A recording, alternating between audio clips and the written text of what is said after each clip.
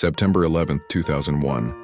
A morning that started like any other, with a brilliant, cloudless sky embracing New York City. The Twin Towers stood proudly against that perfect blue canvas, catching the first rays of sunlight as the city slowly stirred to life.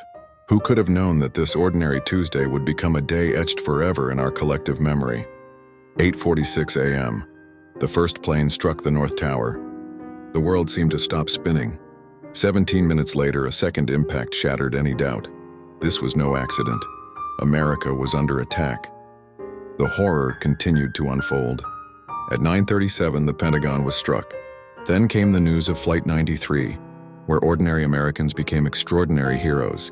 They knew their fate yet chose to fight back, forcing their hijacked plane into a Pennsylvania field rather than letting it reach its intended target. In New York, the unimaginable happened. The South Tower fell at 9:59 a.m., followed by the North Tower at 10:28 a.m. In just 102 minutes, the skyline that had defined New York for decades was forever altered. But in those darkest moments, we witnessed humanity's brightest light. First responders rushed towards danger while others fled. 343 firefighters, 72 police officers. They climbed those stairs knowing they might never come down. Their courage knew no bounds. 277 lives were lost that day. Each one a story unfinished, a dream unrealized, a family forever changed.